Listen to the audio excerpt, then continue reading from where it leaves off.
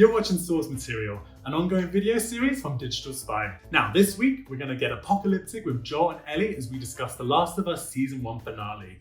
And by apocalyptic, I mean our lives are pretty much over now that the first season has come to an end.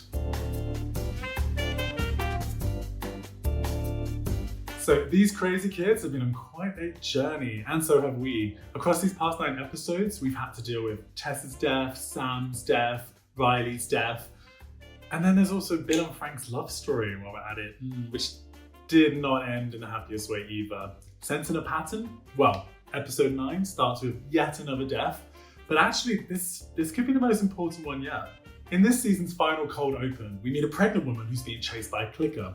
The clicker won't stop for anything, even when she barricades herself in a house. Now, she eventually makes it up to the top room, but her water's broke. So now she's fending off the clicker and giving birth at the same time. Eventually, she manages to fend it off by stabbing the clicker in the head.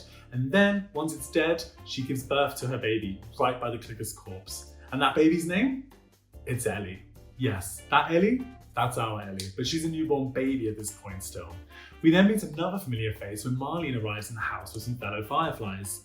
They all hear a lullaby being sung upstairs, so they race up to the top floor, and that's where they find the woman and singing her song to the baby. But things are not looking good for anyone because the woman is clearly been infected. She's not turned yet though. Just before she does turn, she hands Ellie over to Marlene, her best friend of many, many years, and asks her to find someone to help take care of Ellie in Boston. And with that, Marlene very reluctantly kills her best friend. Okay, so this is huge. We never knew Anna's backstory from the games, not really. And also, even more crucially than that, we now know why Ellie is immune to the virus. It's because she was exposed to the virus while she was being born, but not enough to turn her. Now, this also makes Marlene's end, that we're going to come to soon, even more tragic, knowing how her backstory ties into Ellie's birth. But before we get there, we're going to jump to the present day. Like us, Ellie is struggling to deal with pretty much anything in the wake of Cannibal Gate, and not even a well-placed pun can help lift her spirits at this point. But, as luck would have it, Ellie and Joel then come across a giraffe who represents hope for them after everything they've been through. And yet, before you ask, that is actually a real giraffe. Well, at least according to editor Timothy Good, who we interviewed just recently. And that means that look of pure joy on Bella Ramsey's face is a genuine one.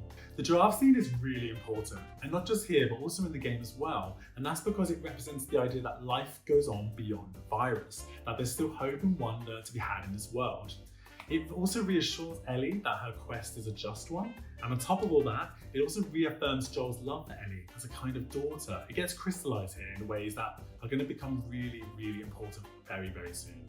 The timing of this encounter is also really important because episode 8, aka the winter section of the game, is easily the most depressing yet, so this scene really couldn't have come at a better time. We say yet because, well, things are about to get even darker. We mean real dark, real quick.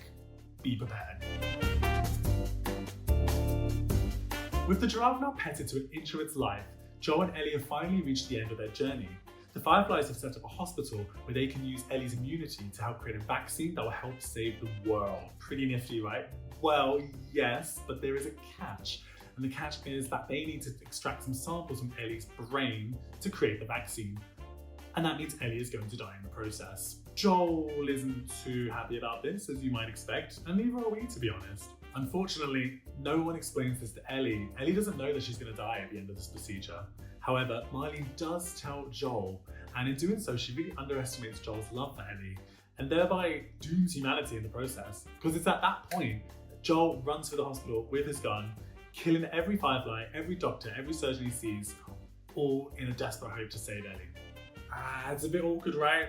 I mean, there are no good guys here anymore. The Fireflies were going to kill Ellie without even asking for her consent, and Joel has just killed maybe the only people left alive who could have any hope of ever stopping this fungal virus and destroying all of civilization and everything one day.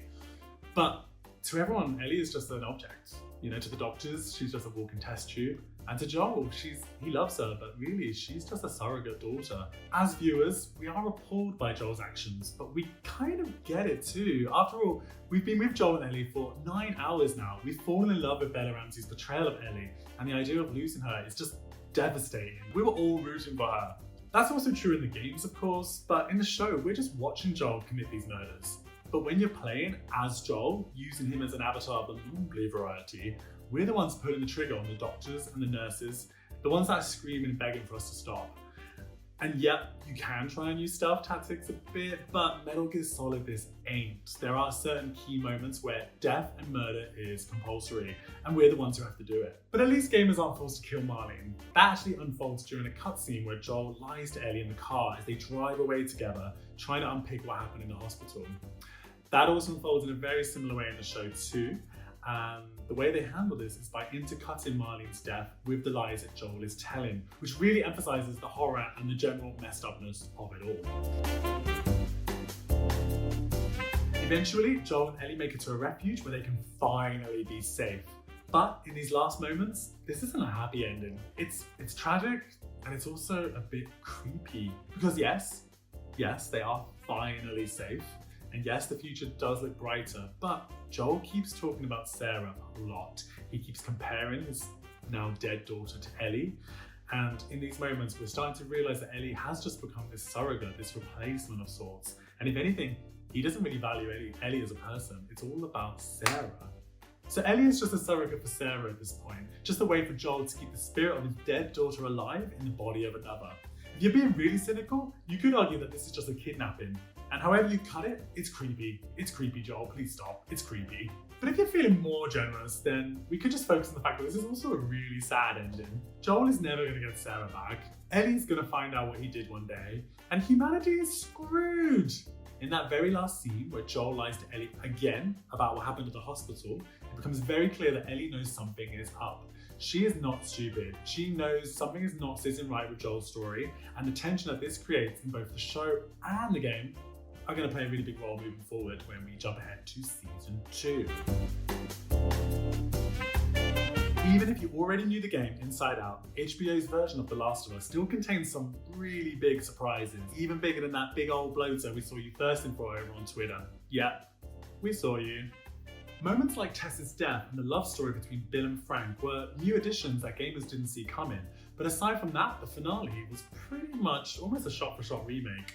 So what does that mean for The Last of Us Season 2? Should we expect to see lots of brand new stuff again, or is this going to be pretty much a remake of the second game? Like Season 1, the next season will probably be a mix of the old and the new. So we've already seen the Left Behind downloadable content section brought forward to Season 1. You know, Episode 7, the one where Riley and Ellie had that kiss and it was magical, and then Riley died and we cried and you cried and we all cried.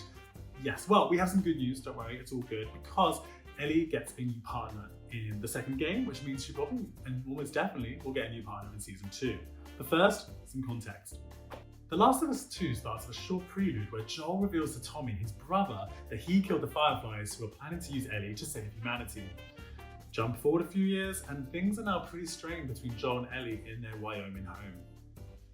During a routine patrol, Joel and Tommy save a woman named Abby from a horde of infected clickers.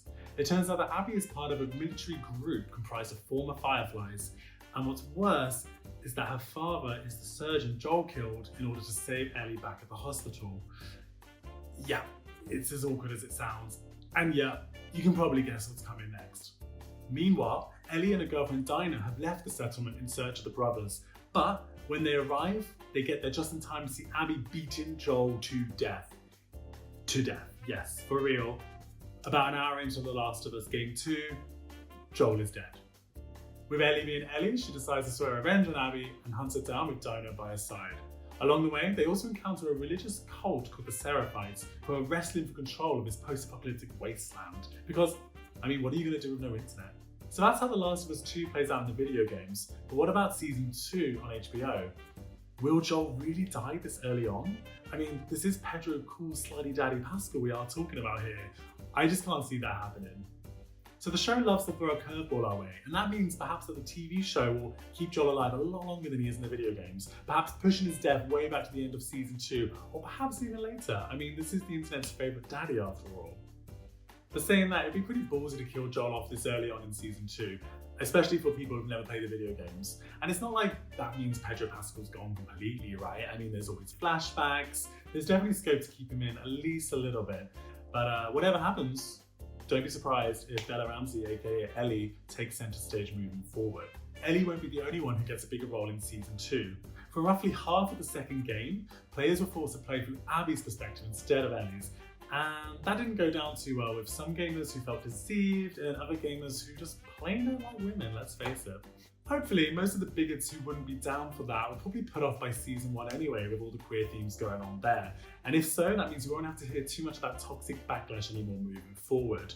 And that's just as well, because in the second video game, there's a young trans male character called Lev, who is absolutely going to play a really big role in season 2 as well. To say anything else about his story is going to spoil too much, but fingers crossed that they expand his role just like they did Bill and Frank's love story in season 1. So when are we actually going to see The Last of Us Season 2 arrive on our screens? So, Season 1 took roughly about 18 months to film, and yep, that early Season 2 renewal announcement did help us quite a lot, but that still means we're probably not going to get any new episodes until mid-2024 at the earliest. I know, it hurts me too. So what else are we going to do while we're waiting for Season 2 to arrive? Well, I suggest you wipe the tears from your eyes after all that crying and just replay the video games over and over and over until your eyes bleed, because honestly, what else is there to do at this point? You flying one of those? A few times, sure. So lucky. Didn't feel like it at the time. Get shoved into a middle seat, pay $12 for a sandwich. Dude, you got to go up in the sky. Okay, so now it's your turn. We want to hear what you thought of the Season 1 finale and also what you're hoping to see in Season 2. Please comment below and don't forget to like and subscribe if you've enjoyed what you've watched as well. Thank you.